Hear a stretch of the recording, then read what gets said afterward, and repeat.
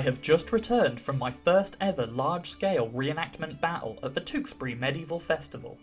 This served as a great opportunity to use my current armour and to figure out what works and what doesn't work. Firstly, I will say that eventually I will be redesigning my entire harness, as I will be making my munition suit of armour for my upcoming hand cannoneer kit, and thus using the majority of my armour for the War of the Roses infantry kit as well. A quick introduction to the Tewkesbury Medieval Festival for those who aren't aware or simply have never been. This festival takes place every July just outside the town of Tewkesbury, England, to commemorate a gigantic battle which was fought on the very field as the reenactment battle is today, overlooked by the beautiful Tewkesbury Abbey. The Battle of Tewkesbury, one of the most important battles during the War of the Roses, was fought on May 4, 1471 AD between the House of York and the House of Lancaster. It is believed that around 6,000 to 7,000 soldiers arrived at the battlefield from each side, and clashed together where, after many hours of fighting, the House of York were proclaimed victorious. I'll go into much more detail about this conflict in another video. And so, over 500 years later, every year we celebrate and remember those who laid down their lives by hosting a large medieval themed festival with over 1,000 reenactors arming up and taking part in the battle once more. This is me. I didn't have much kit which I was comfortable using since I'm a bit of a stickler for historical accuracy, so if I was going to reenact as a late 15th century soldier fighting in the War of the Roses, I'd want to get it right. However, after witnessing the reenactment Battle of Barnet a month earlier and seeing the quality of the kit and the fun that these people were having, I decided to just wear what I had and get stuck in. I went as a career soldier, no fancy titles, no fancy status, just a battle-hardened soldier who's been through many conflicts and seen it all. His kit is just what he needs and nothing more. I donned a brigandine over a mail shirt, which was over a cheap arming jacket. I had brought a full leg harness, however it was rather heavy and I'm not very happy with it, plus it was rather hot on the weekend of the festival, so I made the decision to leave it behind in the camp. I spent the day before the festival in the workshop of Lancaster Armoury, amending my sallet and bever to look a little fancier and to provide some additional protection. First, I removed the visor of the sallet and the face guard of the bever, and brass brushed it to elevate its status. After all, who doesn't like to wear a little bit of gold anyway? After that, I crafted 2 rough rondels, with some very crude fluting for extra strength, and riveted them to the helmet with the visor up to stay in place. High hits were banned for the Tewkesbury reenactment battle, so I felt confident that I didn't have to worry about getting hit in the face. Plus, the raised visor would mean I can see better and, most importantly, breathe. You'd be amazed at how quickly you start breathing heavily when charging into battle and fighting with all your armour on. You can run out of breath very quickly, especially in the heat of summer.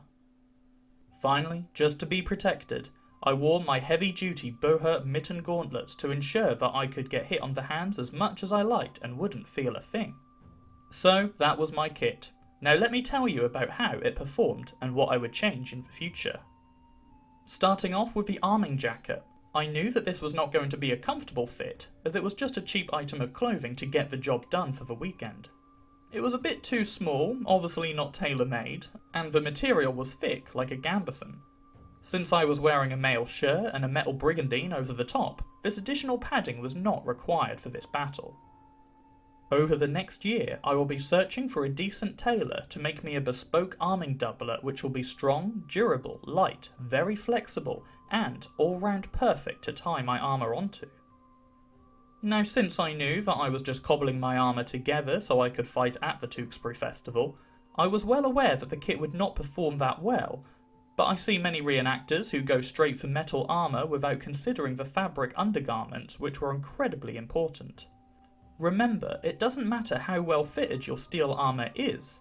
If you don't spend the equivalent attention to your arming doublet, hose and shoes, your steel harness will not function properly. Moving on to the mail, I brought the same mail shirt that I use for all my living history and reenactment kits from a 6th century Saxon all the way to a 15th century man-at-arms. I chose a relatively cheap hauberk with flat ring riveted 8mm inner diameter rings, and removed the sleeves to make it a short-sleeved shirt, similar to a burney. Very ambiguous and suits perfectly fine for the variety of periods. Nothing really special to say about it. I found it worked fine. It's not very heavy and it did its job perfectly fine, and I enjoy wearing it. One thing I will say about it is, I kept the length just long enough so that it acts like a male skirt under my brigandine to provide a little bit of extra protection to my waist and thighs, which saves me having to buy and tailor a separate male skirt for the job. In the future, I will be ditching a male shirt in favour for male voiders to go with my new arming doublet. This will make my torso area much lighter, as the male voiders will only cover the areas which are exposed between my plates of steel armour, such as the armpit or inner elbow. I will, however, be looking to purchase both a male standard, neck protection, and a male skirt if I deem I require the additional protection. The brigandine. This is an item I've loved and cherished for many years now, and have served me well in many bohurt fights. I am cheating a little bit since this is made from titanium plates, a type of light, strong and durable metal the medieval folk would not have access to. For reenactment, it serves the same purpose, so I'm happy to make that sacrifice in historical accuracy, since it doesn't actually look any different to its steel counterpart. The brigandine is very comfortable. I would recommend wearing brigandines if you don't have the budget for a tailored steel cuirass. I will note that a mistake I originally made when ordering this is that I gave my measurements to the tailor without making the consideration of the fact that brigandines of this time would come in at the waist to give the somewhat hourglass look. This was the fashion at the time, and it also served a functional purpose, as it helped suspend some of the weight on the hips rather than all on the shoulders, allowing you to perform better as a mobile soldier. I do plan on getting a new, more tailored brigandine in the future, so I'll most certainly be taking this into consideration next time. As I mentioned earlier, I knew my gauntlets would be perfectly fine for the job. They are far too large to claim to be historical gauntlets, so I'll have to get round to making myself a pair of smaller, more historically accurate mitten gauntlets. However, these function perfectly fine for the job in the pitched battle, and over 1,000 soldiers present, they didn't really stand out as inaccurate. Finally, how did my salle perform? Well, my helmet is just a cheap one I bought online many years ago. For the price, it works remarkably well, giving a somewhat decent, but far from perfect, shape of a realistic salle. Protection-wise, it stood up perfectly fine to the hits I took, and I'm not concerned about it denting or breaking. I did, however, notice a big issue with it during the battle. I knew that the bever was not made to function with this specific make of salle since they're not made together, so I wasn't expecting them to fit together without any issues. I did notice that the back of the bever would often push the back of my salle up when I moved, and therefore caused the front of the helmet to push down, over my eyes. This, as you could probably tell, was not great for being able to see, and I had to keep pushing the helmet back up out of my eyesight so many times that it was quickly becoming a nuisance. My new harness, as I currently imagine it, does not feature a bever, so my new salle shouldn't have this problem. I do plan on making a bever to go with it eventually, but it's not a priority. But certainly something to keep in mind for the moment I do decide to make a bever to function alongside with the helmet. As for the rondels on either side of the helmet, these worked perfectly fine, and in hindsight I probably don't require them as the hits on the upper area of the body are banned at the Tewkesbury Festival. But they are so common in contemporary artwork of the time that I may be adding them onto my next salle project anyway.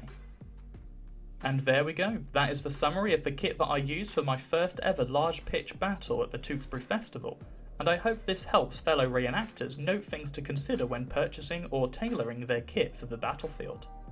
The battle was great fun, and the festival weekend overall was an amazing experience. I highly recommend it, and I cannot wait to do it all over again next year with a brand new harness, and maybe even a more interesting new weapon. Thanks again to the photographers who generously let me use their pictures for this video and future videos to come, and a special thank you to all the reenactors who I had the honour to fight alongside. It was a valuable experience, and I look forward to meeting you all again next year. I will be at the Shrewsbury Medieval Festival next weekend on the 22nd and the 23rd of July, and I will be taking part in the Battle of Evesham on the 5th and 6th of August. After that, I should be attending various medieval festivals around England such as Avoncroft, Sherwood, Richmond, and the one I'm most looking forward to, Hastings. But for now, thanks for watching.